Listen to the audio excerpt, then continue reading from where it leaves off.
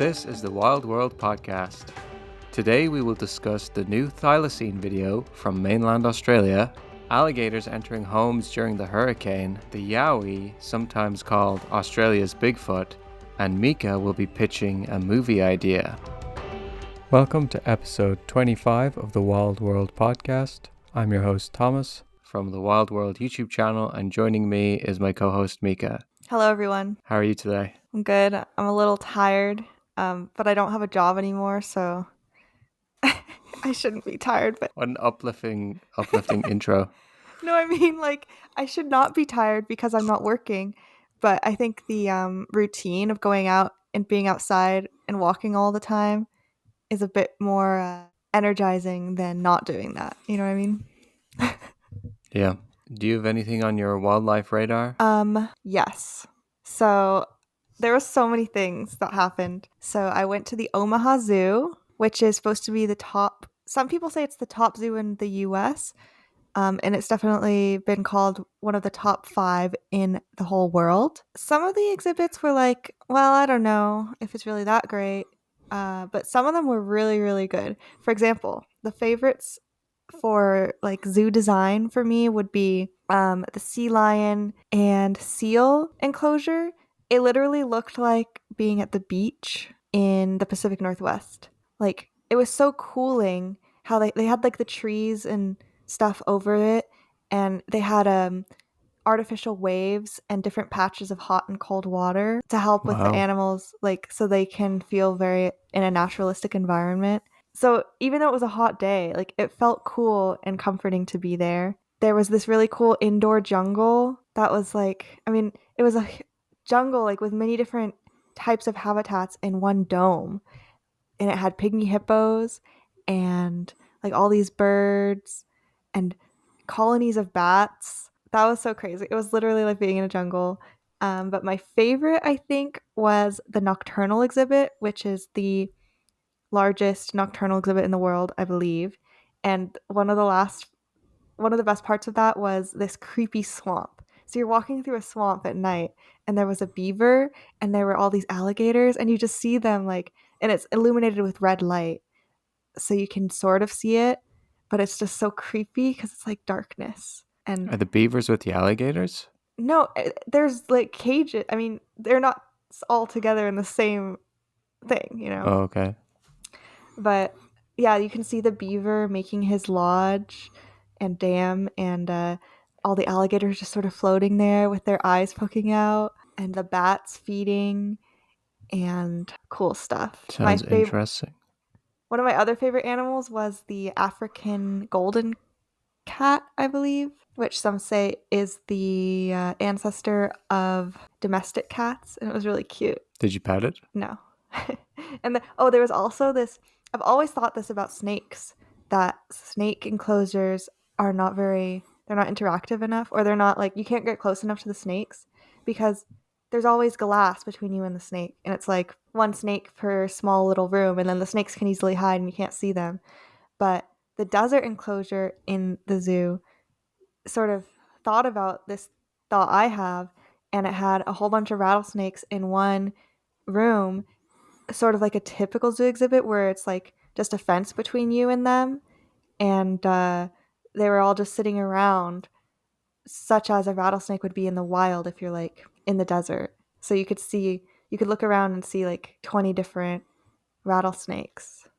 You know what I mean? Yeah. It was super cool. That sounds like a good idea. Can I ask you a question? A very general question. So you're someone, as a conservationist, who is very pro-zoo then? I wouldn't say I'm very pro-zoo.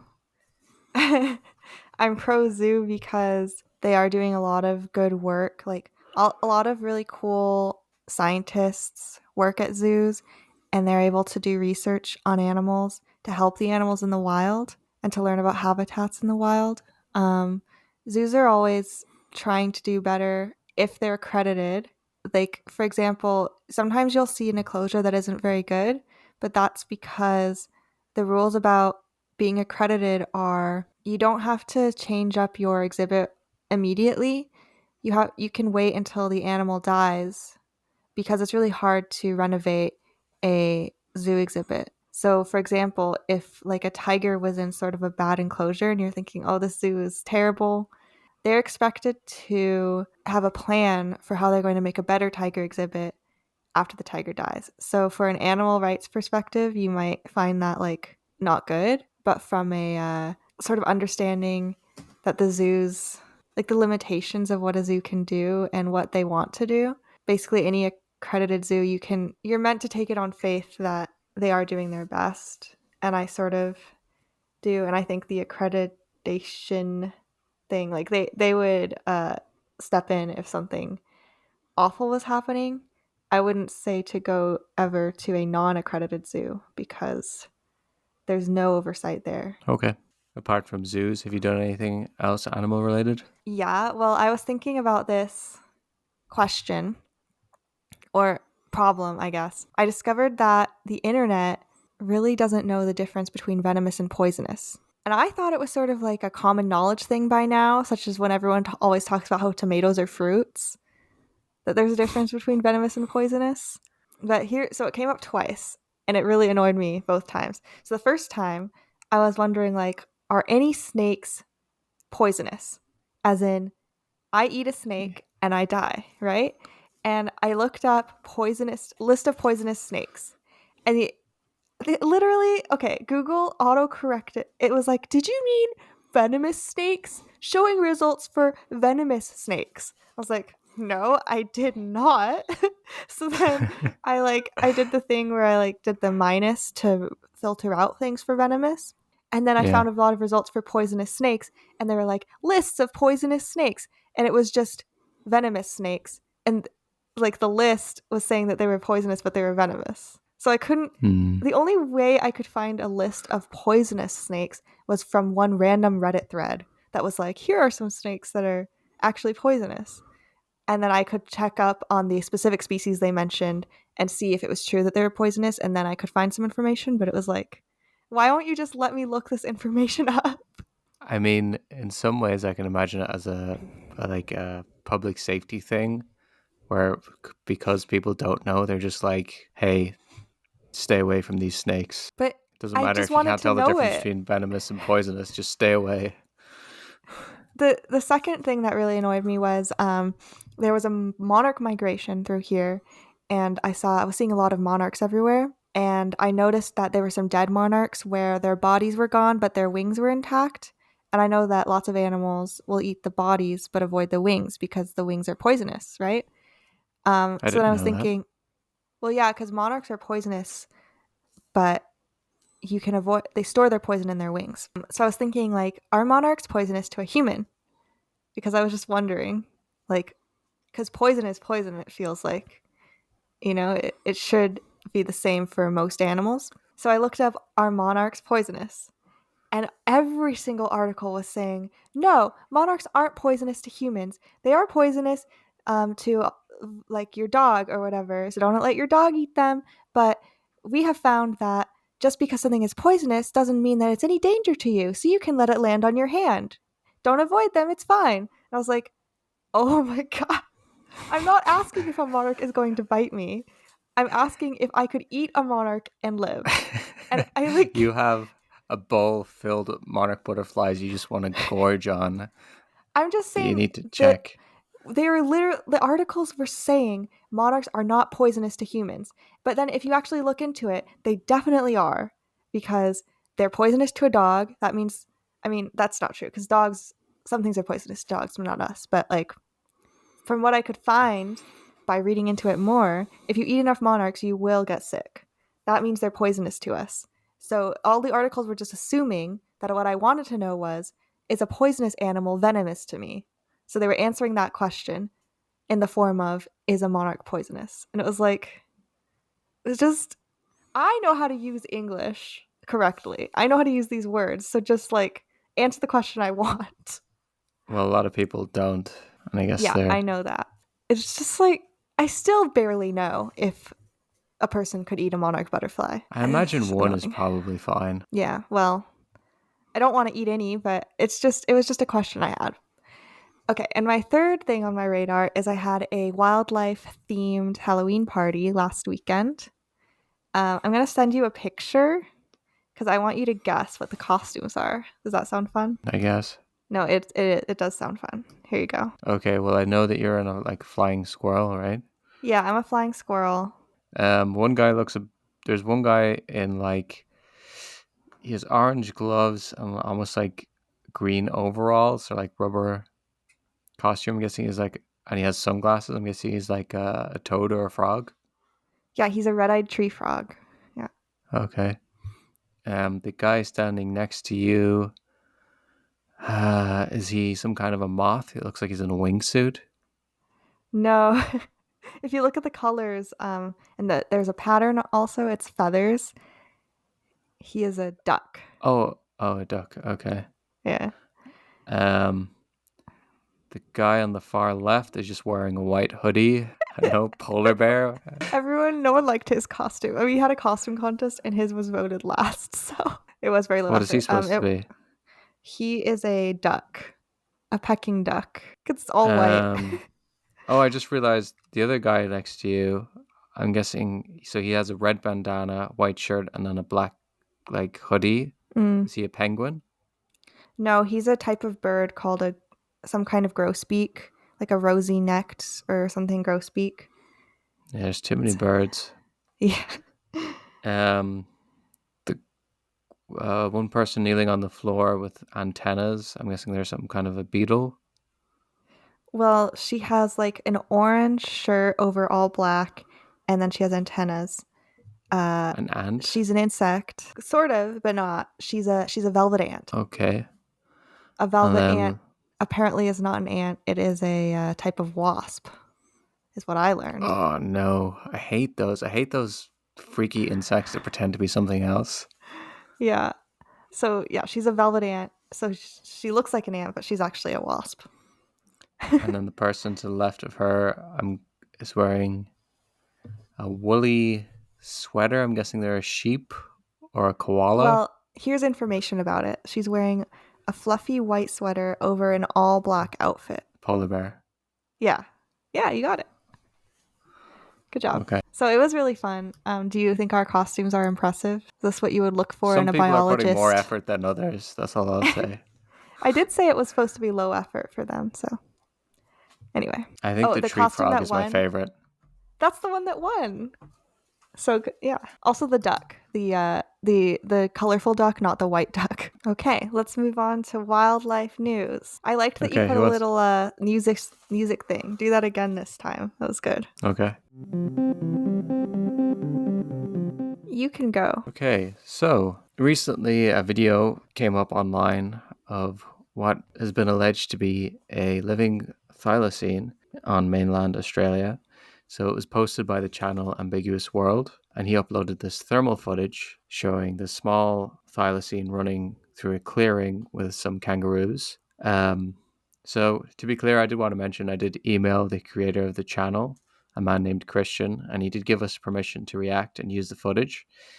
So go to Ambiguous World YouTube channel so you can see the full footage as well as other videos he has about the thylacine. And even he released a new video commentating over the thermal footage of the thylacine.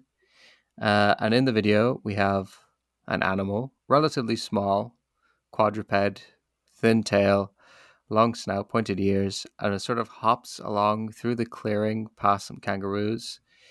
And this was shot, as I said, on mainland Australia, not Tasmania. And on mainland Australia, the thylacine officially went extinct. So officially went extinct thousands of years ago.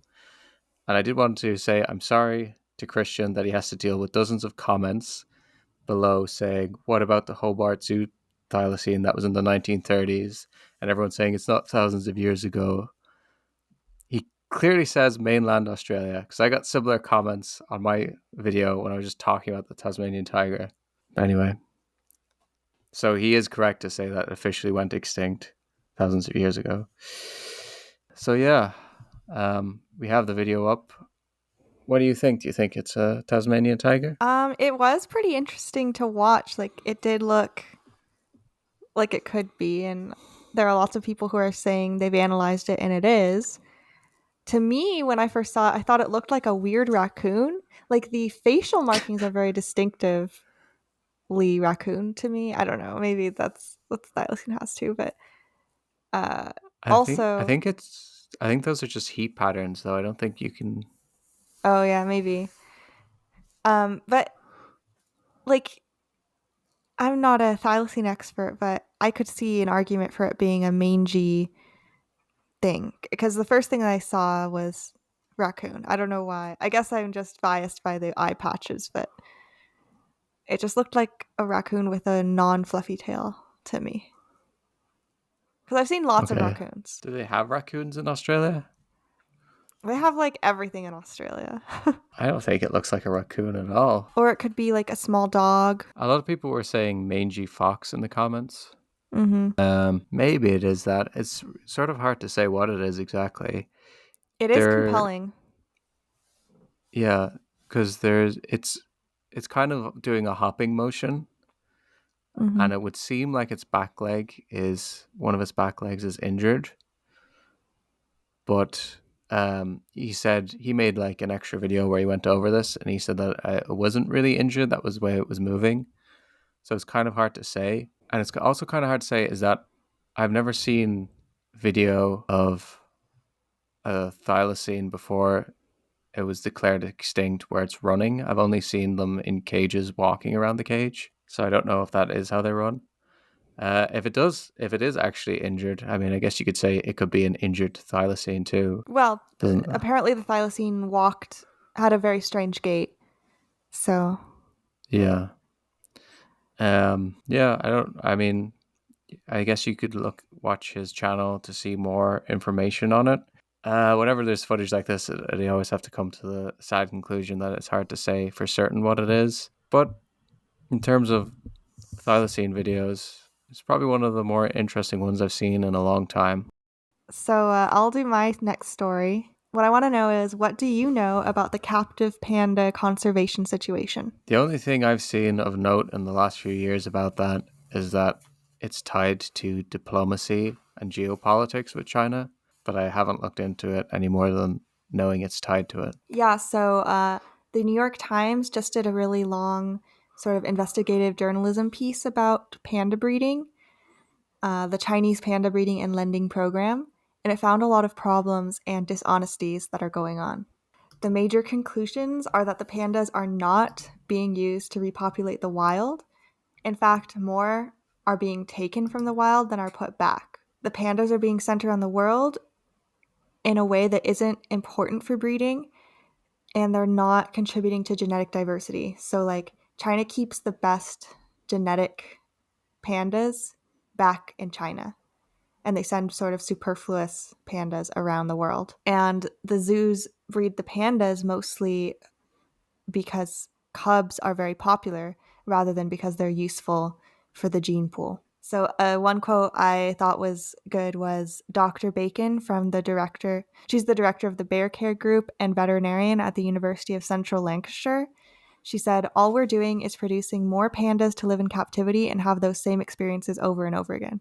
And by those experiences, she means a lot of abuse that has been uncovered with how they're dealing with the pandas. What kind of abuse? So, the animals are not effectively anesthetized when they do the artificial insemination. They often wake up during the procedures and then they're inseminated over and over, and their babies are taken from them to get them in heat earlier. None of these things are recommended breeding practices. However, most of these violations happened during the first few years of the panda breeding program. So they have improved. Did you say they're taking more from the wild than they're breeding or something? Apparently that's what the New York Times found. No, sorry. They're taking more from the wild than they are putting back in the wild. So in zoos across China, they're not just getting pandas from breeding programs, they're going out and capturing wild ones. They will take pandas that are hurt from the wild and they'll take them and put them in zoos and say that they're going to rehabilitate them, but then they never actually put them back out. And the ones that they've done that to are more in number than the pandas that they've released from the breeding programs into the wild. If they're sending pandas out that with poor genetics to these other places around the world? Is that part of the reason why pandas are so hard to it's so hard to get them to breed? I think that the pandas, it's not that they have poor genetics. Sometimes it's just genetics that aren't needed, like overrepresented genetics. And sometimes it's that the pandas aren't as fertile, especially as a match or as a pair compared to the pandas that they're keeping. So it does contribute to some of the fact that the zoos will try to breed the pandas and artificially inseminate them over and over with no cubs. But it isn't exactly the reason why the pandas are so hard to breed in captivity. I feel like that is more related to nutrition and reaction to a captive environment, and maybe just personal preference. Like they don't like this certain panda that they're being put with. So it's a really good investigation. I recommend if you have the New York Times to read it. I did have a gift article that I shared with Thomas, but I don't know if I'm allowed to share that with everyone who listens to the podcast. I guess. I mean, I don't know. Just Yeah, I read don't it know if how you that can, works. basically. It's pretty dark. Yeah, but it's good that they're sort of uncovering it because I do think that it will lead to more transparency about zoos' decision making regarding pandas. However, I don't think China has the best record of like something being exposed and them being like, we're going to respond with more transparency. So, yeah. Yeah, they'll probably just blacklist any journalist who figure that out.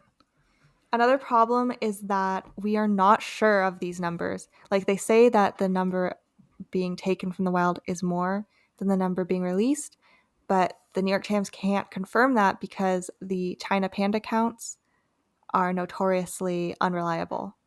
Like no one knows how they're getting those numbers, and they're not allowing outside confirmation. All right. Well, if you can find the article to read, we recommend you give it a look. Yep. Should we move on to your next news article? Yeah. This is also kind of a downer, but also in a weird way sort of exciting. Exciting in concept, but not in practice. Oh my gosh. So, unfortunately, as many people know, there's been a very large hurricane going through Florida, and we've seen a lot of flooding. And so a few viral clips have come up online of alligators, not just swimming through the streets, but also appearing in people's homes. A pretty famous one that's only about like 30 seconds long are people going into this apartment with torches, and there's like pretty large alligator just like lying in the room. I will say that while there are a variety of different stories and clips, and it all sounds fairly reasonable, that whenever these disasters happen, like floods, in the past, there's always been this trend of viral clips and pictures and videos of like sharks in different areas, and they've been like photoshopped and manipulated. It's like this weird trend that comes up whenever there's a disaster that involves flooding. There was a famous one with like a shark swimming through a mall that had flooded that wasn't real. And I will say that some of these clips are very short, and you might not even see the alligator move, and then it just cuts off after like 30 seconds. So be a little suspicious of some of them. But it does seem like alligators are spreading around in places that they usually don't. Well, I'll ask you the question. The clip that I'm referring to with the alligator in the apartment, the really big one, do you think it's real? It looks real enough. I guess it could be a prop because the alligator isn't moving at all. Yeah, it's hard because with alligators, I sometimes see them and they just like stand still for like 20 minutes as well. Yeah, and its mouth is open. Do they do that with their mouth open? Just stand there? I guess. I guess. So yeah, I don't know if it's real or not. It seems like something someone would love to fake, but it's plausible. So Yeah. So I guess or someone put some questions here. So if you do find an alligator in your home, what should you do? I looked up what to do. First, you should go away calmly and try to get a professional to help. However, there's probably a shortage of professionals that can help right now in Florida. So some other advice is what to do if you are attacked. If you're attacked, you should try to hurt it in the eye, the top part of its head, or the side of its jaw, which are its weak points. You should stay on the side of land rather than going anywhere near water. Like, get away from water as much as you can. You should scream a lot and be a pain. You should run in a straight line as fast as you can. And you should try to push things into its mouth, like objects. Interesting. Yeah, because if there's a wild animal in your home, you could always be like, well, call animal control. But if you're in the middle of a natural disaster or a hurricane, you don't even have power, and there's just like an alligator in one of your rooms. Yeah, basically just try to avoid it. And if you do get attacked, do all those things I said. Yeah. And I guess this was interesting as well because it's sort of the opening plot of the movie Crawl. Yeah, Crawl predicted the future. Yeah. I wonder if this has happened before, though, since... Probably. So, to all the people affected by the hurricane, I hope you are able to stay safe, especially from alligators. Yeah. Okay, do you want to go to your news story? Yeah.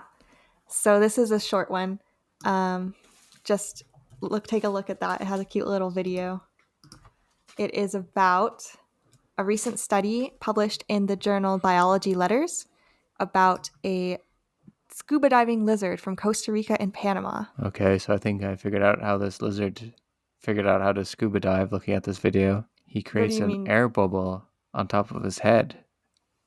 Yes, so this lizard has a special type of skin texture that forms little bubbles on its skin, such as around its nostrils, and this acts as a scuba diving tank, which allows it to stay underwater for a long time.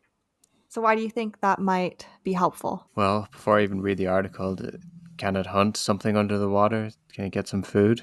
I don't think that it is hunting. Is it hiding from something that would hunt it? Yeah, exactly. It's hiding from land predators. So the study found that when they put lotion on the lizard, it disrupts the bubble forming ability, and the lizard can't stay underwater very long. And then when they don't do that, the lizard can stay underwater for a long time. Jerks. Why did they do that? It's science. They didn't kill the lizard. It just, they saw when it came back up. I got a bunch of dolphins and sealed their blowholes to see how long they can actually stay under the water. That's not the same. Okay, what part will we do next? All right, well, let's move on to Cryptic Court. In October 2023, a video clip re-emerged across news outlets in Australia, showing startling footage filmed in North Queensland. The clip depicts workers discovering a boar that had been gruesomely torn in half, with the only clue as to what might have caused it being a set of large footprints nearby. One worker compared his boot to the footprint, revealing how his own was dwarfed in size. The tracks appeared to lead up a hill into the wilderness. Some researchers speculated that this could be evidence of the elusive Yowie.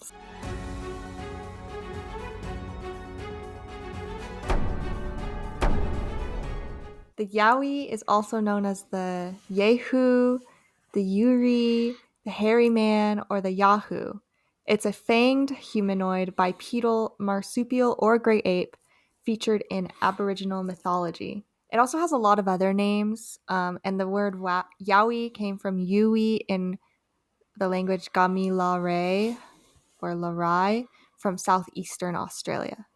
So there are plenty more terms for it. It is said to stand 2 to 3 meters tall, covered in dark hair. Some Yowie researchers say there are 3 distinct species. And I also saw that its feet are on backwards, legends say, which explains why they're so hard to track, because you see a track leading up somewhere, but it's actually, that's where it came from. Other stories say that they are a sort of ancestral figure from the Dreamtime that were the original inhabitants of the country.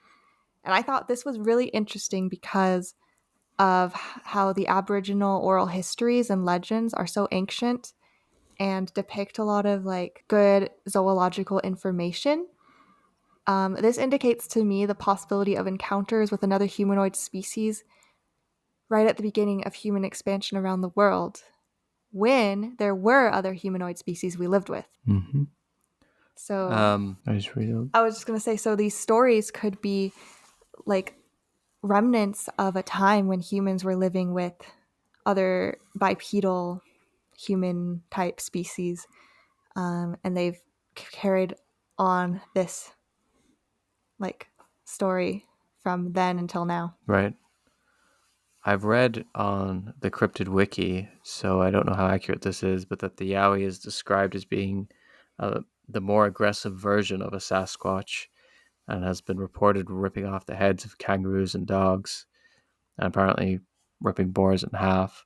In terms of recorded sightings, it seems like the earliest ones come from 1788 and continue up until recent times, with sightings continuing into the early 2020s. There are Yowie research websites with reports of sightings and where they happen.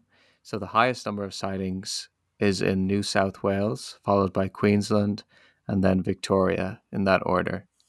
They take up like the vast majority of sightings. In the 1850s, there were accounts and writings of what were called indigenous apes in Australian Town and Country Journal, or sometimes it was referred to as the Yahoo Devil or Hairy Man of the Woods. In 1912, there was another outbreak of, quote, ape sightings, and an amateur naturalist, Henry James McCooey, offered to catch one for the Australian Museum for £40. In terms of, so there have been many sightings. In terms of evidence, probably the most famous video of a Yowie comes from the year 2000, when a man named Steve Piper caught a sighting on tape in the Brindabella Mountains in what's now referred to as the Piper footage. You can also watch the Piper footage online on the Cryptid Archive, which is the channel run by Truth, Scarier Than Fiction. Any thoughts on the Piper footage? I do have thoughts on the Piper footage. I watched it, and I must say, I was disappointed. It was very blurry and obscured. It looks like it's just a guy. As soon as it looks like you're going to get a good look because he's coming out from the trees and the camera's getting closer, the video ends. How convenient. A lot of cryptid videos end just before the cryptid gets out of the clearing. Why did the video end just then? Were they using a film camera and they ran out of film? It just doesn't make any sense. Were they filming it and then they passed out right then? Like, why? Well, if it's the year 2000 and I think it was just a camcorder on tape. I don't think it was a film camera. Can I say, just as an aside, like most hairy or bipedal hairy ape videos are like that. And if you watch a load of them for ages and then you go back to the Patterson Gimlin film, you're like, wow, if this was a costume, they put a lot more effort in than most people. Blatant Bigfoot propaganda here in the middle of our Yowie discussion. What? How is it Bigfoot propaganda? What are you talking about? I know you love that video, but we must move on. I'm just saying. Can't you admit, though, compare it to the Piper footage in the year 2000? Yeah, it's way better. Like, the Bigfoot footage is way better than this. No. So we thought we would do something fun. We thought we would we know a few Australians, some Aussies, so we thought we would interview them and see what they thought. We wanted to know, like, how prevalent is the Yowie in people's minds who actually live in Australia? How famous is it there? And is it affected by where they're from? So we have some interview clips. Okay, and we're going to play those recordings now. Great. How you doing? I'm good. Thank you for doing this call. Yeah, for sure. So I just have 3 questions for you. Have you ever heard of the Yowie? The Yowie? Yeah. It's like a creature? Yeah, it is. I think I have, actually. I think so in my head, I'm imagining some kind of like big snowman kind of thing, but I don't know why. But I think I have heard of a Yowie, yeah. Okay, so have you heard anything else about it?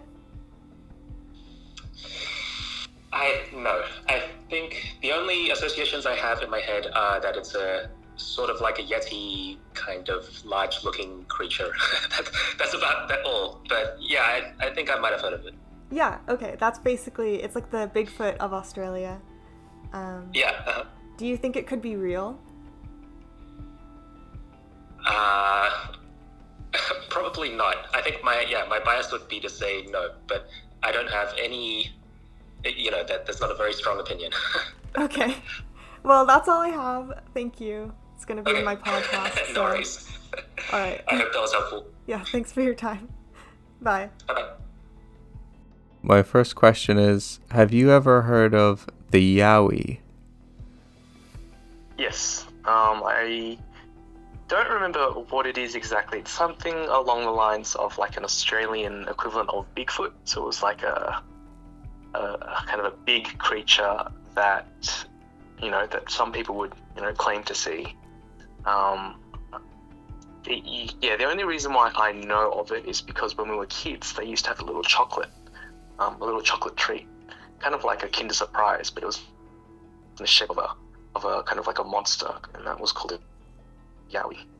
Okay, cool. Do you think it could be real?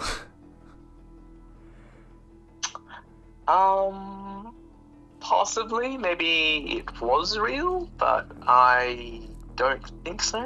As in, like, I don't think it is alive today. Okay. Is there anything else you've heard about it? Not really.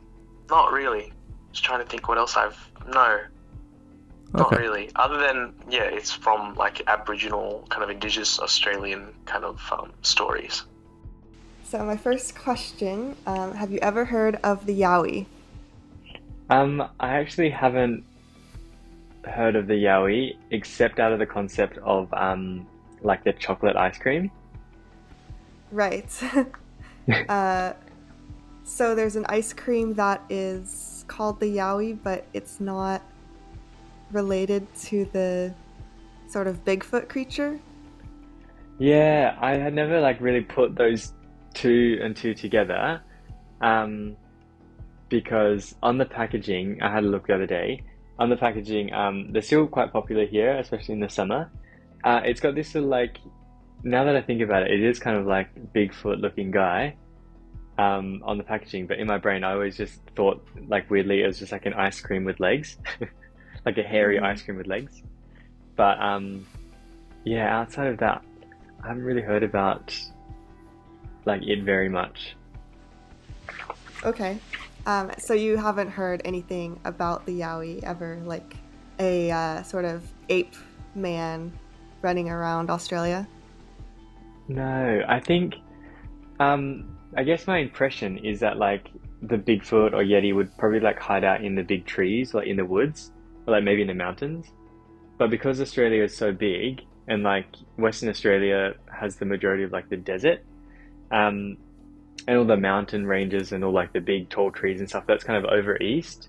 So if I was thinking about like my believability, I don't really know where this like big, how big is it meant to be, like 8-foot creature is meant to hide. Do you know what I mean? But I think like, in terms of like superstitions, in Western Australia at least, we don't really have a whole lot of like, don't go out into the woods. It's more like we have a lot of superstitions from like the indigenous tribes that are over here, the Noongar people, the Noongar country. So not really a lot of like Bigfoot, Yeti kind of vibe. Okay. So do you think it could be real? Look, I think I don't know everything in the whole vastness of the world, but I haven't seen any evidence for it, at least for me in my area. But once again, it's really difficult to imagine, because when you go out into like the regional part or the rural part of Western Australia, all the trees kind of go away. There's a few like sparse trees here and there, but it's mainly like shrubbery that's basically up to your hip. So like if there was this big creature, you'd be able to see. And we also just don't really have that many like big native like mammals that like theoretically this thing could like feed on. Right. Okay. Thank you. Maybe they're vegetarian though, you know? We have lots of plants, lots of berries. It might just be vegetarian. Yeah, they could be. So, thank you very much. No problem. Okay, so have you ever heard of the Yowie? Yowie. It's in Australia anyway. It's actually a little chocolate. Like, do you know Kinder Surprises? Yeah. Yeah. So they actually used to sell pretty much just like a Kinder Surprise, but they're called a Yowie. They have little monster design on them and stuff like that. But that's pretty much the extent of at least like Tasmanian cultural exposure to them. I don't think there's a lot of people that know much about it. Okay. So you've never heard of it as like a real creature or anything? No, only maybe through like the odd off the cuff sort of reference. But I've always associated it with just the chocolate bread, like the little chocolate thing from being a kid. Okay. Certainly wouldn't think of it as being too scary. Right. Well, then just my last question is like, do you think there's any chance of it being a real animal? Or not really? Knowing nothing about it, honestly, I can't say, but I don't. I feel like it would be much more like a thylacine if it was maybe a real animal, where you would have a lot more occurrences of people reporting seeing it. There's a lot of footage, for instance, for the thylacine, but at the same time, it could be one of those cultural ones as well. For instance, there used to be a lot of megafauna in Australia that no longer exists, so that could have been something that was passed down as like a cultural memory from pre ice age times or something like that amongst indigenous cultures, because they were all oral history. So I could see how maybe there could have been like an ancient mammal, particularly a large one. I don't know much about the Yowie that you're talking about. Is it like predatory or anything? Possibly. I've just heard of it described as Australia's Bigfoot. Right. Yeah. Yeah. Look, maybe like you might. It depends on the context as well, because if it's like an outback creature, then talking to people from like regional Western Australia, Northern Territory is quite regional all over, but like regional Northern Territory, regional Queensland, those sorts of places still have quite how do you say it? Quite a connection to a lot of the Aboriginal cultures around there, because that's predominantly where a lot of the pockets of remaining Aboriginal culture tends to be. Not a lot of, let's just say, European heritage has sort of made its way out into the middle of the desert. Okay. And people have a tendency to kind of want to maintain their way of living. So you might find that out there would be a lot more knowledge about it, particularly if it's informed culturally. But yeah, unfortunately, not really heard of it beyond the chocolate. All right, no worries. All right, so we just listened to all the recordings that the both of us collected from our Australian friends, and basically the reason I wanted to do this was I wanted to see if it was in the consciousness of normal everyday Australians who aren't interested in cryptids, because in America I feel like Bigfoot is in the public consciousness. Right. Like everyone knows who Bigfoot is. It's but also, being in America as an outsider, it's like this icon. Like so many shops and everything have Bigfoot coasters or Bigfoot signs or little Bigfoot trinkets you can buy. Yeah, so listening to these reactions, it doesn't seem like the Yowie is like that, right? No, it's even when they have heard of it, which a few of them have, they haven't really heard much about it at all. Yeah, like, it's just a little chocolate sweet. Yeah, I have a story about the Yowie chocolate. Oh yeah? I don't know how I got my hands on it. Either it came to whatever country I'm in Europe, or someone brought it back from Australia. But at some point, I actually did get one because I remember specifically I got, because it has the toys are always animals. So I got a Uh-huh. toy wallaby. And that was the first time I've ever heard of a wallaby. And we were doing Wow. in the school that I went to, we were doing Noah's Ark, and the teacher said everyone got to choose an animal to put on the Mm-hmm. ark, and I said I wanted to do a wallaby. It's like, oh no, sorry, it has to be a real animal. You should have said you wanted to do a Yowie.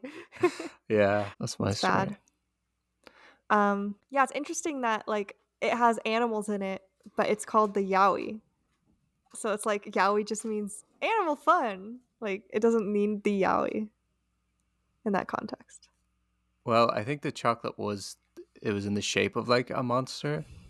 Mm-hmm. No, it's like, I don't know. Maybe it was the animals it ate. Maybe.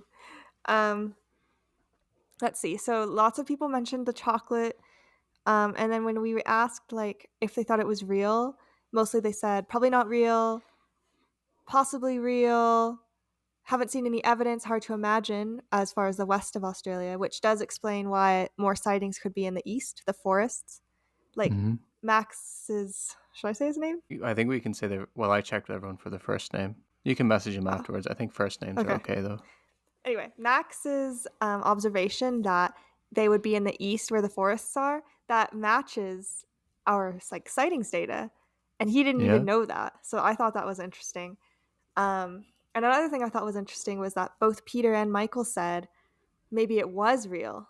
And Michael specifically said maybe it's a cultural memory passed down, which is what I said already. Yeah. So, So there are a few dots starting to come together. mm-hmm.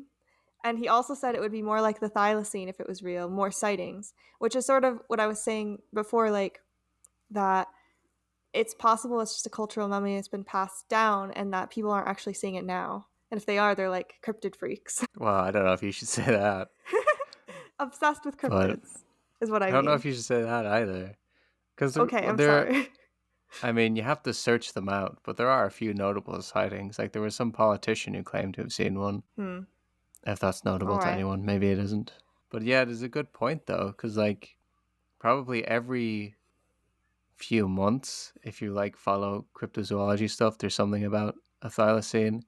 There's even in this episode, but like a few months before that, there was like this puppet that everyone thought might be real that caused a big controversy. Mm-hmm. And there's always a few years ago, there was like all this controversy about pictures that someone wasn't going to release, and then they released them, and then it looked like a cat. Mm-hmm. But you don't really hear that Um, much with the Yowie, even if you follow cryptid. yeah. Have you? So you did say you listened to the Yowie episode of the Cryptid Factor, right? Yeah, but a few years ago. Right. And I listened to it recently, but can't even remember what they talked about. If like whatever it was wasn't very compelling. Like they didn't have a lot of evidence that they brought up. So Yeah, I think they only went over like one sighting, and I think they just mm, recounted it. Yeah. fascinating. Thank you to all our Australian friends for contributing. Yes, and I'm glad that they all sort of agreed. Made it easier to analyze. The Yowie doesn't seem like a popular thing, that popular in Australia, unless you're referring to the chocolate Kinder Surprise or the chocolate ice cream. I'd like to try it. I really liked the Yowie chocolate with the animals inside. I was so excited to get more animals. That's really sad. You should have moved to Australia. And you should have gotten a teacher who knew what wallabies were. Yeah, I had to make an elephant in the end. That's so sad. You should have just done it. I would have just made the wallaby. Yeah, I don't know. I mean, this is just like a similar thing happened to me in elementary school where we all had to pick a country, and I picked South Africa, and my teacher was like, "Mm-mm, I said a country," and I said, "Yeah, South Africa's a country." She's like, "No, that's a region. Pick a country." It's like, I was just reading about South Africa earlier today. I know it's a country. Stop trying to gaslight me, teacher. That's a lot more surprising, I feel like, because wouldn't that like your teacher have been? I mean, South Africa would have been on like the political stage for while she was growing up, I imagine. Well, she thinks it's real, but she thinks it's a region. Like when people say sub-Saharan Africa or something, she thought it was like, I guess she thought apartheid was happening in Southern Africa instead of South Africa. Yeah. Well, I mean, we all have blind spots, I suppose. Not me. No, I'm just kidding. But yeah, so. And remember, I told you a child was talking to me about the frilled shark. Yeah. A child I was teaching, and I was like, what is that? I don't know what that is. I didn't tell them that they were stupid or that they didn't know what they were talking about, but I didn't know what it was. So that was sort of embarrassing. And I looked That's it not up, so but bad, then, though. well, I felt like bad because I remembered when people told me South Africa wasn't real. And I saw him the next time, and I was like, oh, I looked up the frilled shark. It's really awesome. And he was happy. Yeah, that's cool. But like not knowing something, I think is fine. And then, like what you did, just like looking for it afterwards. If we ever go to Australia on the trip, let's eat yowie every day and collect as many animals as we can. Let's only eat yaoi every day. Yeah. This just in, two stupid podcasters from abroad collapsed from malnutrition while on a whirlwind tour of Australia because they only ate yaoi bars. Thought they knew everything. Yeah. They thought wallabies were real. To be fair, no one Drop else bears. knew. Oh yeah, drop bears. Drop bears are realer than wallabies, that's for sure. You know, the thing about drop bears is that this is why cryptozoology can be so interesting, is that sometimes things, when they travel abroad, they go through filters or things get lost in translation. I did listen to like multiple podcasts that were dead serious about the cryptid of the drop bear, and people like went to Australia looking for it and hired planes to go to remote regions that didn't have any roads to try and find drop bears. And That's then so crazy to me. And then we were sitting in Japan one time, and I heard someone go, "Oh, did you hear drop bears in Australia?" I was like, "Wait, really?" And then all their faces lit up. It's funny because like I never once thought it was real. I knew it was like a joke that Australians were having with foreigners, and they always think that they fooled me, but I'm just like, haha, I know what you're doing, sort of thing. And then another thing was a cryptid that was in our vote, like our little vote poll, but we never actually got selected. Was like the hoop snake. Mm. Do you remember that? And when I first was like talking to Peter, I was like, "Oh, I think I said something like cryptids or something," and it was or hidden animals. And he was like, "The only ones I've really heard of were the joke ones, like the hoop snake and the drop bear." So the hoop snake's a joke too? I think so. I think this is happening more frequently than people realize. Uh-oh. What do you think else could be a joke? It's possible, like, something like some of the lake monsters are just a joke. Yeah, I know. It depends. I mean, this isn't exactly a one-to-one, but in America, it seems for like a lot of people, Bigfoot is just like a joke thing. Yeah. It's just like a funny character that we have. But it has legitimate cultural history. It didn't start as a joke. Yeah, but do you ever think some of the things could have been legitimate at first and then morphed into something? Yeah, but I'm just saying, like, just because some people think it's a joke now, it didn't start as a joke. Yeah, maybe it's not a good example, but I'm just saying, like, or even in like where I live, the country that I live in, I was reading a cryptozoology book one day, and I was like, "Oh, and this part of this country is rife with these cryptid sightings." Never heard of it before in my life, but an intro into cryptozoology since I was a kid, and now you're telling me there's these cryptids wandering around that everyone's seen. Right. So you haven't seen them ever? No, I guess I'm the only one. Guess so. And we also got a recording from fellow YouTuber Calvin the Carnotaurus, and he had some interesting insights about the owie. When it comes to Australian cryptozoology, I'm more of a Australian big cat specialist, with probably the only other cryptid I've really dived into in Australia being the Queensland tiger in any real extent. I do recall doing a bunyip video, but I basically remember nothing of the bunyip, so I don't really count that. But other things that I think might be worth noting as far as the Yowie is concerned is, I think it's the final chapter in the book Out of the Shadows by Tony Healy and Paul Cropper, simply titled A Glimpse into the Shadows. In there, they went over what they dubbed the paranormal theory, where they talked of how there could be this more like ghostly apparition aspect to Australian cryptids, as a explanation for why stuff such as the big cats in Australia have not been caught, because they stated in their book that they believe that these animals are too numerous and have been reported far too often to just not have any specimens caught yet. Should note that they only had 1,000 sightings. There's been some organisations that have collected upwards of 5,000 sightings of big cats in Australia. And that's just the big cats, that's not including thylacines, Queensland tigers, bunyip and yowie. However, one of the things that they noted was this weird trend that didn't just apply to Australia, but also to the rest of the world, in that they noticed that with the yowies in Australia, the number of sightings where you had these like hotspots of yowie sightings, they overlap very much so with hotspots for big cat sightings in Australia. As an example, Kangaroo Valley.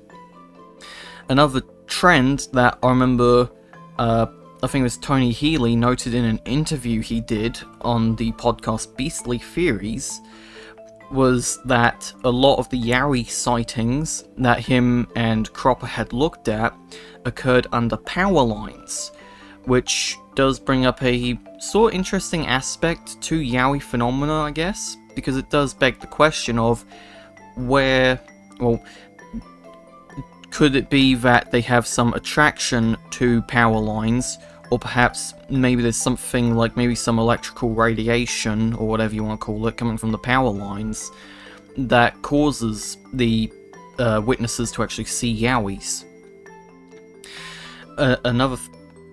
Also too, as I said, they didn't just point out of how the yowie hotspots overlap with big cats in Australia, they also point out of how you have the same thing in the UK with the British big cats and the British Bigfoot.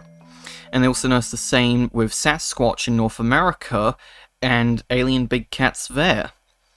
I think they even said there was one, I think Native American elder, I think it was, that they interviewed, correct me if I'm wrong, who said that his people believe that the yowie is from another dimension. Well, not the yowie, this was in North America, so you know what I mean. Sasquatch, Bigfoot, whatever you want to call it.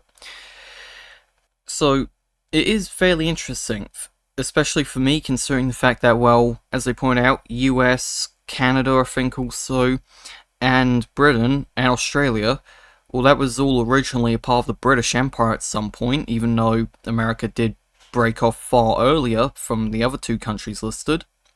So perhaps maybe it has something to do with European heritage, or perhaps simply it's just something weird with the human psyche and just general nature, because it's not only former British colonies that have had ape men reported.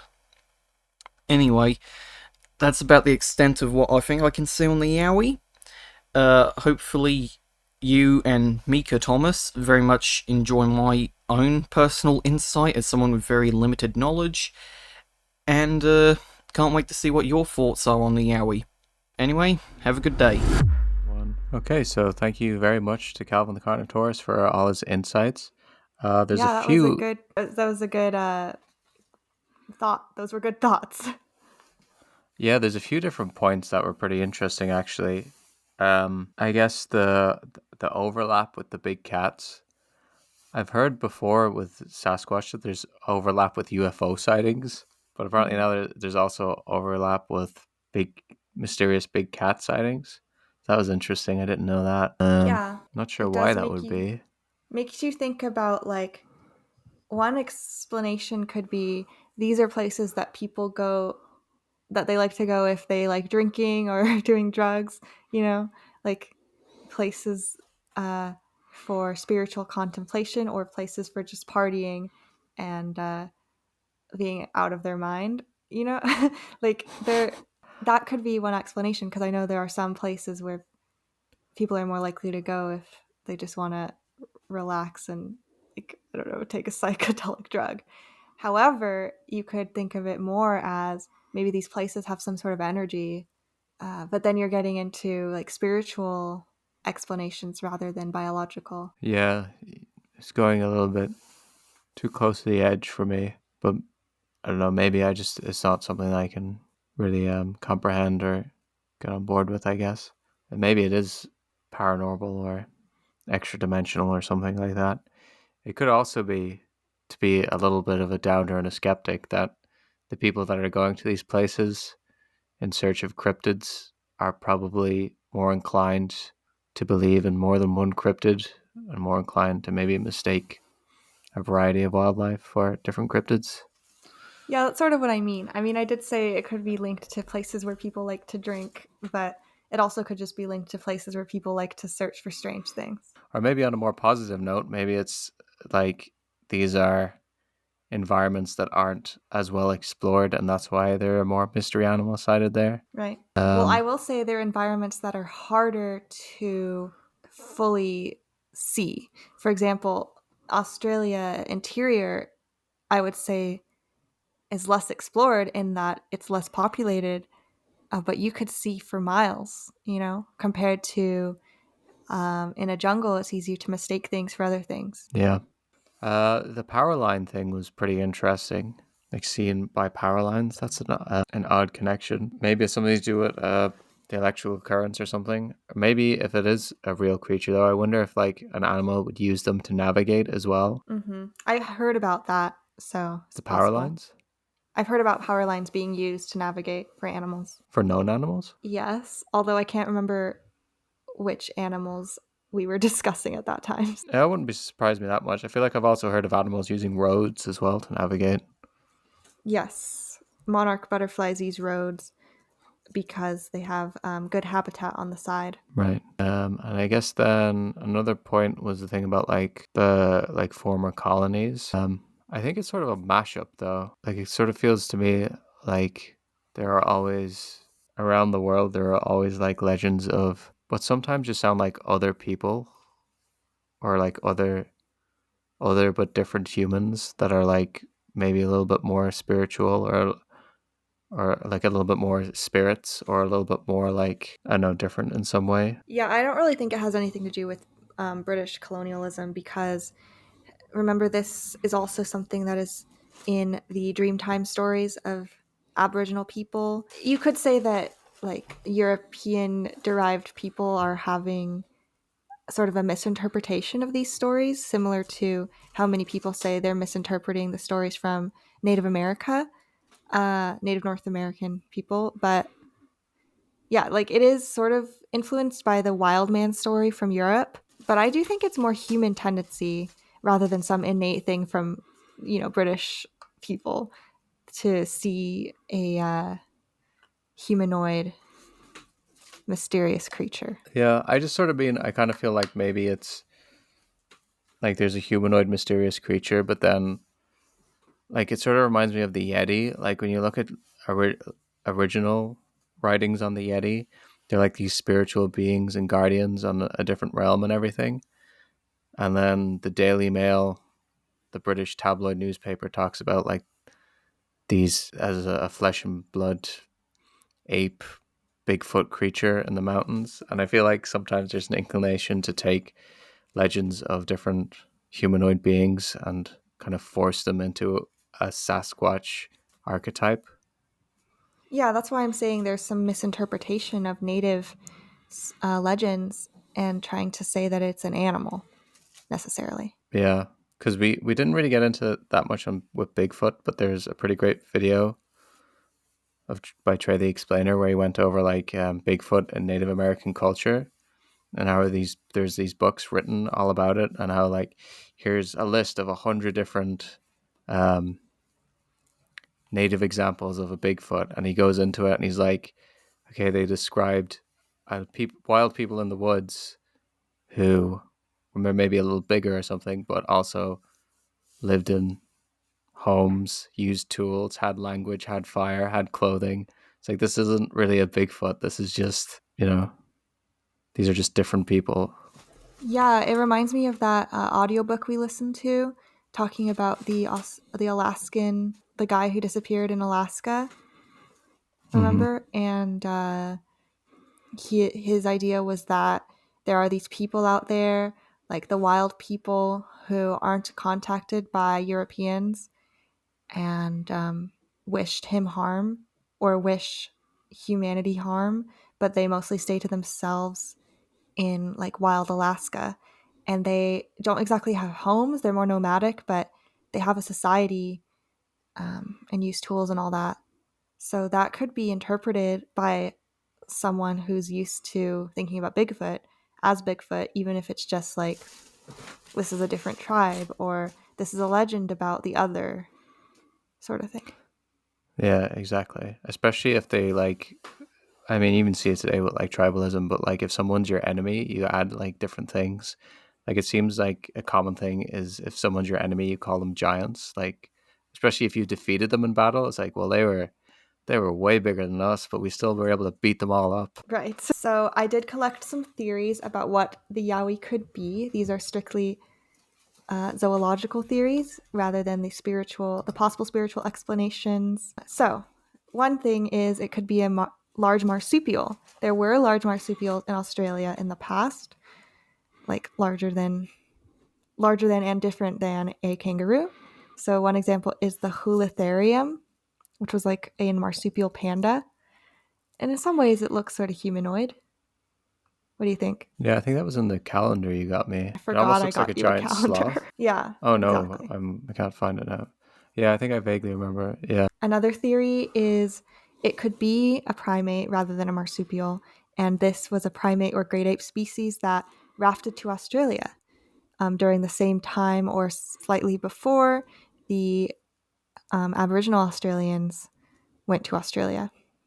It could have even been an early humanoid that was able to build some kind of boat, although that seems less likely because we don't have really expensive evidence of tool use, like that kind of tool use with any other humanoid species. Yeah. But it is possible to raft to Australia if the early Australian people were able to get there with their boats. Then maybe some similar, like some humanoid type creature was able to get there with some kind of raft. Maybe it's like the thing with the mammoths, like the Wrangel Island mammoths, where they like outlived all the other mammoths by thousands of years because they were on this secluded island.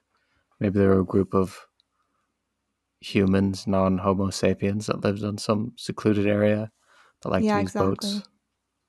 My third theory I thought was this is related to how Dreamtime stories include the Yowie.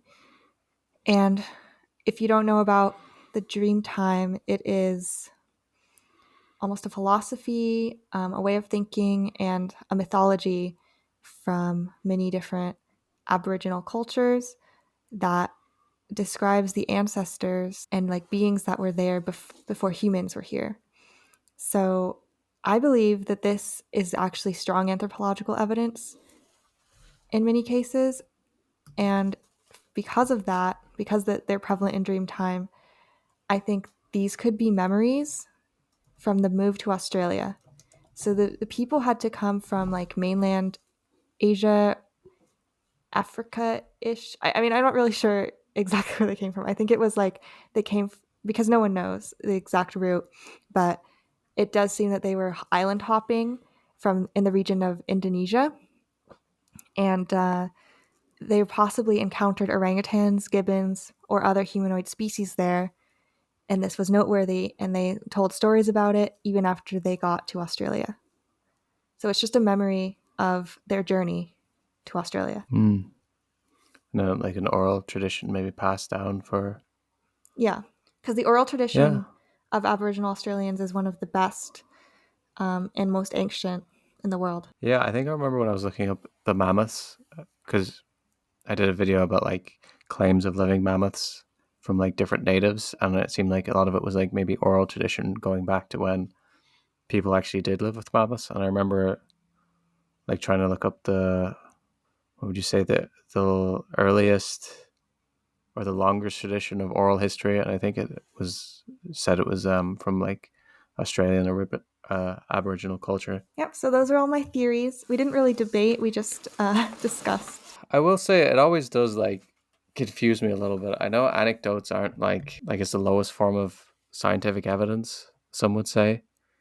But when you watch some documentaries about people who've like dedicated their life to like looking for the Yowie, and there's one guy say like, well, I had a life-changing experience when this 600-pound gorilla creature was chasing me through the outback, and now he's dedicated his life to it. I'm like, okay, well, what did happen there? Like Yeah, I'd like to know as well. We should send our little Australian research team out to look into this more. All the people we interviewed today. everyone we got a recording from.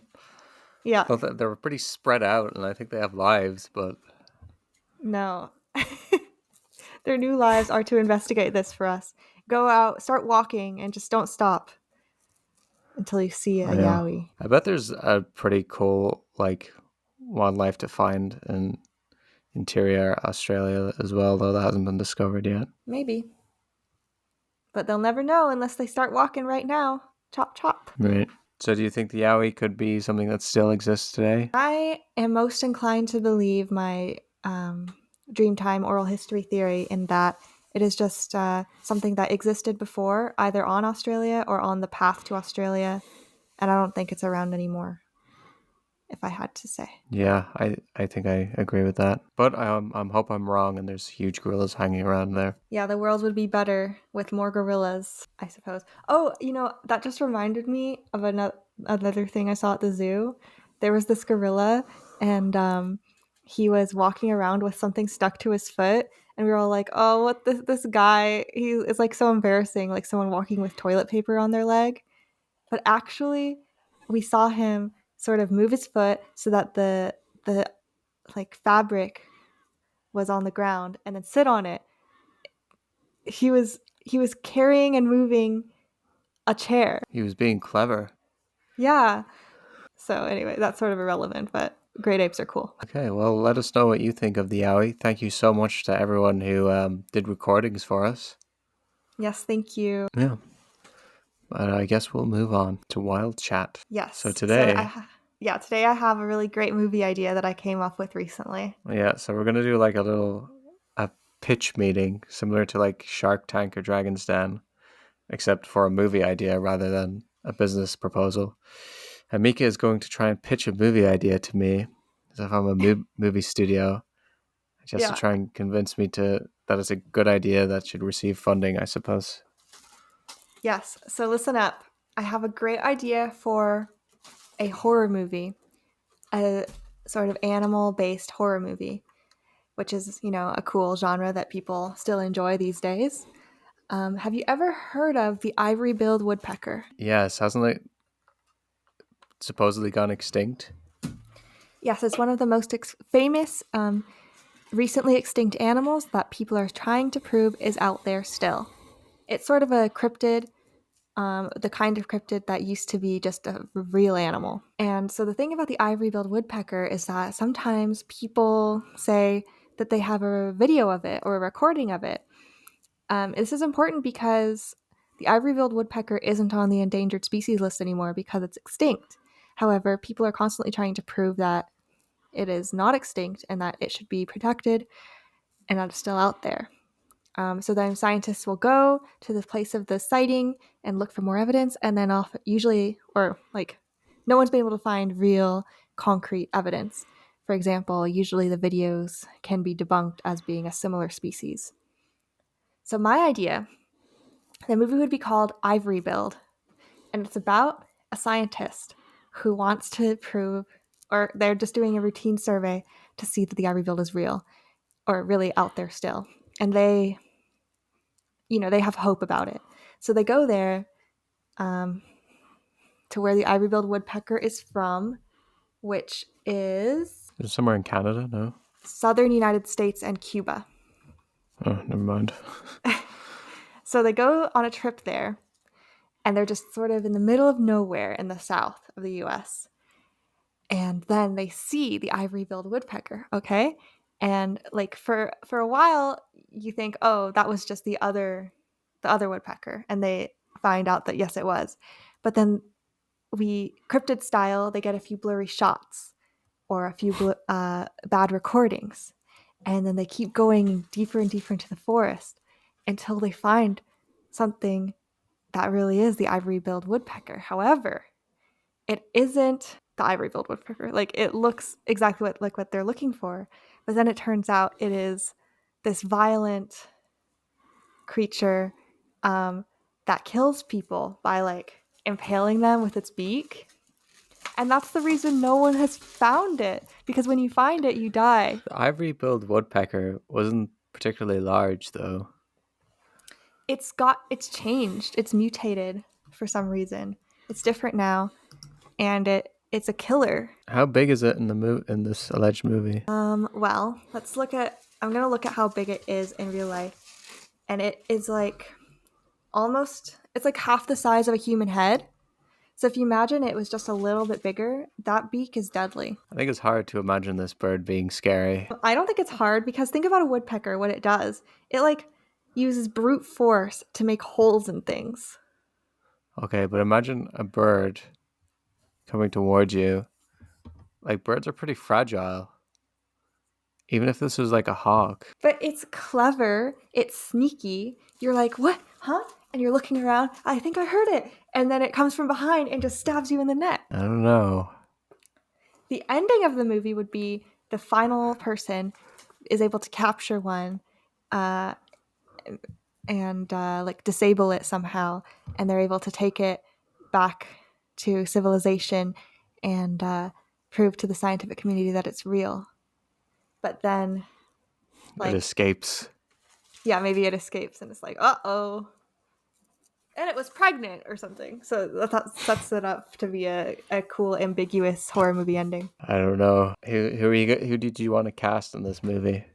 It doesn't matter who I cast. This is like a not a very big budget it matters horror to this movie. film studio. But most of these horror movies that are in the same realm, they don't have a huge cast. So that's not really a relevant question. Okay, we'll give you $5 million and you can put it straight to the Sci-Fi Channel when you're finished making it. Thanks so much. You don't have any more questions about the movie? Yeah, that was one question. You could make. That could have been a fun question to answer, but you killed that. Well, I don't picture it having a big budget cast. I picture it with undiscovered stars. Okay, we could still shove like Sean Bean in there or something. Jeff Goldblum, then he can be a skeptical scientist at headquarters. So the movie's where is it set exactly again? The southern United States. Any particular state? Just wherever, like, I guess the I'm ivory-billed trying to imagine, like, you said they go deeper into the jungle at one point, so like into the forest. Let's say, like, Louisiana. Okay. So how many scientists are going down? It'll be a team of 5. Why are they going to search like this particular place? Because that's when the most recent sighting was. Okay. And is it like they're like in the wilderness, kind of like they're all like camping out? Yes. And then they find, you said it was like the ivory bill, but it was a different animal. Yeah. So it's a sort of ambiguous in the movie whether it is a mutated ivory-billed woodpecker or whether it is some sort of a spiritual apparition thing that is taking on the look of the ivory-billed woodpecker. Up to watcher interpretation. What if it's like 6 foot tall? That's too big. I'm sorry. That's terrible. But it doesn't sound scary to me. Okay, how about when you first start seeing them, they're like the normal size of an ivory-billed woodpecker. But as they get closer in and they're sort of drawn into the nesting area, then you encounter the really, really big ones. Yeah, that could be good. Because like very tall birds can be scary. Like a shoebill or something. Exactly. Would you watch this movie? Yeah, I'd watch it. Don't know if I'd fund it though. You already said you would give me $5 million. Yeah, it's going to be a tax write-off. Our charity for the year. That's a lot of money to give to charity, man. I don't know. That's how much we can claim back in a tax benefit. So that's our budget for movies every year. The podcast budget? No, For movies, I'm saying. Well, anyway, that's my cool idea. I had it while I was just walking around one day at work, and I thought it was worth sharing. Yeah. I feel like there's got to be some kind of turn or twist or something, though, because it's a bit... The twist is that it's a killer bird instead of Okay, just an and then that's innocuous like bird every that might other be extinct. killer animal movie. Is that... Oh, it's a killer animal. Yeah, and those are like tried and true. You've seen a lot of those movies, and you didn't complain that like it should have had more twists. It's a standard monster animal movie, Okay. but with the Tight added move. information that it is explaining in a fun, whimsical way why no one can prove that the ivory-billed woodpecker is still out there. It's not guy takes a circus tiger and puts it in a house. It's not alligator is in a house for a reason that you have to explain with like a weather event. It's just bird that people think is extinct, turns out not to be extinct, and turns out to be scary. That's the whole hook. That's All right. Because I'm just thinking, like, maybe there can be like this conflict of like, there's this killer bird. Should we even try and save it, or should we just like try and destroy it and get out? Oh, so you think like some person will advocate like blowing up the forest where it is? They'll be like, we need to just burn the nest down. Yeah, I can see that being added into the plot. That's all right. Because maybe they'll see like a few human skeletons and they'll be like, it's a monster. We have to do something about this. And then one other guy in the team, he'll be like, no, we have to get this to science. We have to capture a specimen. And the other guy, he's like the cameraman. He's like, I've got to get footage of this. This is going to make my career. So they're like sort of infighting. And they all want to do different things, which leads to them fracturing as a group and makes them all vulnerable. Good plot, isn't it? It sounds like about a 6 out of 10 movie. That's pretty good. Okay, well, thanks for sharing your idea with everyone. No problem. Fund me, okay? If we ever get to 5 million subscribers, we're gonna make the movie. So just not jot that down. Maybe this can be more of a reoccurring segment, because I liked your previous movie idea a little better, though. So rude. So why would you No, want to the make other this one a was like a reoccurring 7 segment? out of 10. Why would you want to make this a reoccurring segment if my quality goes down? Well, you've only pitched 2. I think it's a fun thing to pitch movies. Okay. Yeah, I'm just saying, you swung for the fences with the saber tooth in Alaska. That was a I've strong actually had 7 out 3 of 10. ideas. I've had 3 ideas. The other idea was about there's an animal that used to prey on us in the dark. And with the advent of... You haven't said that one on the podcast yet. Oh. Okay. That's a good one, though. That's nearly an 8 out of 10, I think. Thank you so much. I was thinking, listeners, if you do have an idea for us about a movie that you'd like us to flesh out, let us know. Yeah, maybe they can just like say this animal, and we just have to try and concoct a story. Mm-hmm. Okay, and if you want to let us know, you can comment below, or you can email us at thewildworldpodcast@gmail.com. That's thewildworldpodcast@gmail.com. So do we have I don't think we have any. We don't have any emails today. No, but there was. I guess this could have went in the comment section, but I thought I should just read it out because someone wrote under our last regular podcast.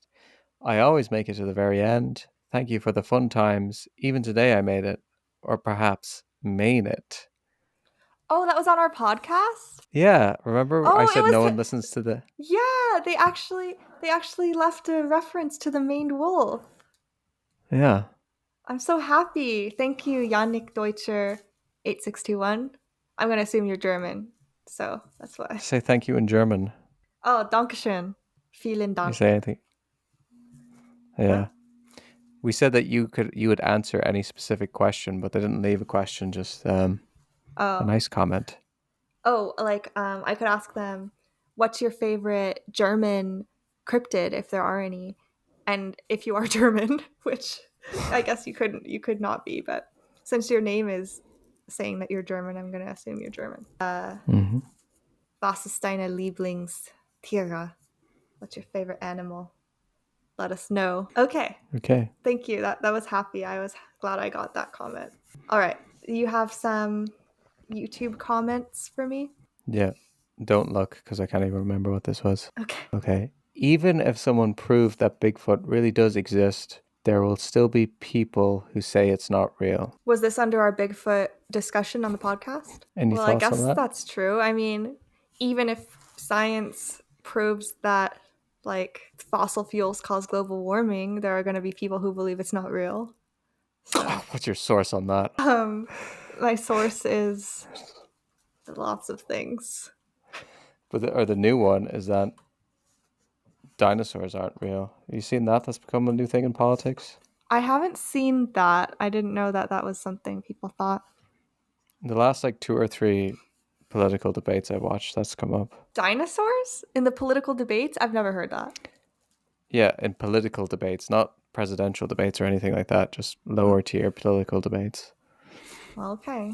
I don't know. I don't know who these people are. I don't know why you're listening to random, like, state level Senate debates or whatever of a country that you don't live in. Well, a debate like that is more interesting than the debates in my country. We never dispute things like that. Anyway, okay, so that was one comment. Here's some comments for you. Don't look. Comparing Giga to T-Rex would be like comparing a skinny 6'1" guy to a 6-foot bodybuilder.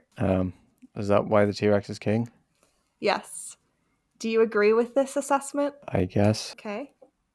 Because that seems to be like, I haven't looked into it in a while, but generally what I remember reading is that even though the T-Rex wasn't quite as tall or as long as Giga, maybe, that it seems like it was maybe decently heavier. So it was the buff one.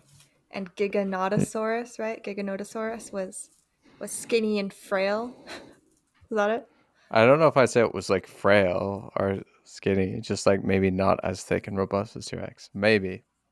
I think this is like a big debate, I think, in the paleo community, and I haven't looked into it enough. I think this might like teeter on similar to lion versus tiger. Uh-oh. So I'm not sure, but I think from what I remember is that the T-Rex in overall mass is a bit thicker and more robust. Okay, here's my second comment for you. So you're telling me we killed 30 million bison, 100 million passenger pigeons, all of Europe's native megafauna, mammoths, saber cats, mastodon, cave bears, cave lions, terror birds, but dinosaurs, as large as some were, somehow managed to escape undetected? Is that under one of my videos? It is. I don't think I've ever made the claim that dinosaurs managed to escape undetected. Well, the thing is, it's a comment. It's a reply to a comment, but the comment has been deleted. Comment was deleted. Yeah, so I don't know what the original comment said, but this is their reply. Oh, is this under 5 things that Jurassic Park got right? No. Oh, is it under Jurassic Park, the real Jurassic Park is closer than you think?